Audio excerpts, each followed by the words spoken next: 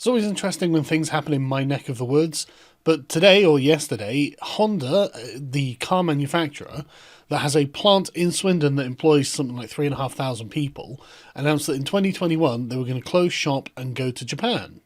This, naturally, has been blamed on Brexit. The business secretary has said that this shows an urgent need for a Brexit deal. Decisions like Honda's this morning demonstrate starkly how much is at stake. A situation in which our manufacturers do not have the certainty they need about terms under which 2/3 of our trade will be conducted in 40 days' time is unacceptable.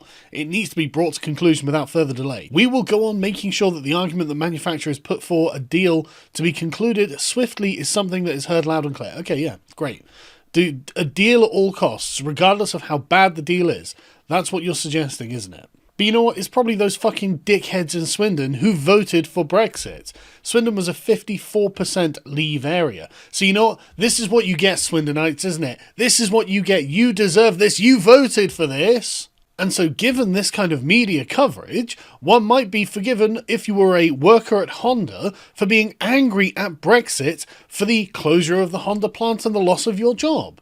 Understandably so. It might well come as something of a surprise to see a media frenzy outside of your plant because the media has apparently broken the story without the company, before the company told them.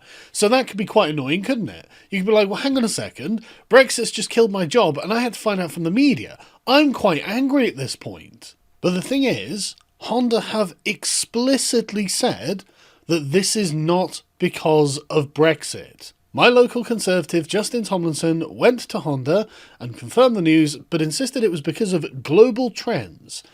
They are clear that this is based on global trends and not Brexit, as all European market production will consolidate in Japan in 2021. All of it.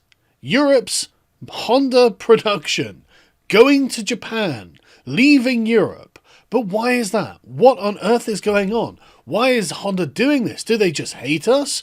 Is it that Brexit is doing this? No. For anyone who doesn't know, Top Gear is a television show in Britain that deals exclusively with cars. That's all they talk about. And this is what they think. Honda Europe has problems of its own, dating back to decisions made by its own Japanese HQ a decade ago.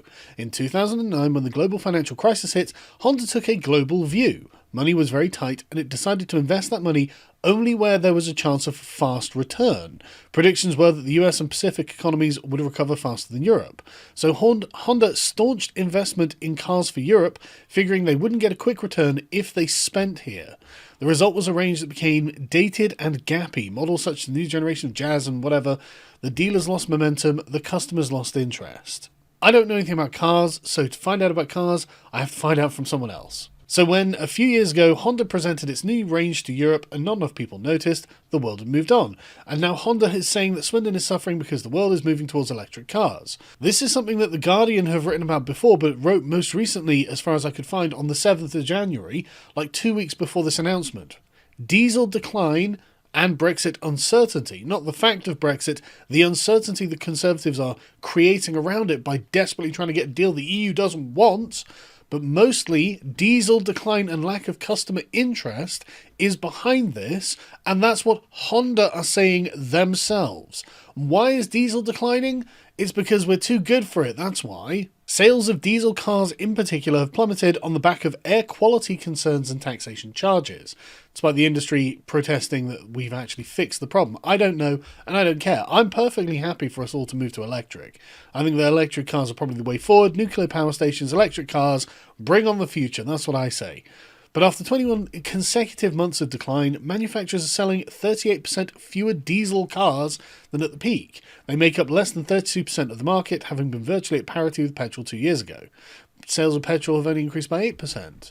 So it's a change in the market that is causing Honda to take a global view of this and say, right, Europe just isn't a profitable place.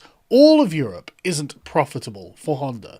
This is not about Brexit. This is about technological advancements, frankly, and people's desire to have cleaner air. Things that I'm totally in favour of. So please, stop saying it's Brexit when Honda themselves have said this is not Brexit.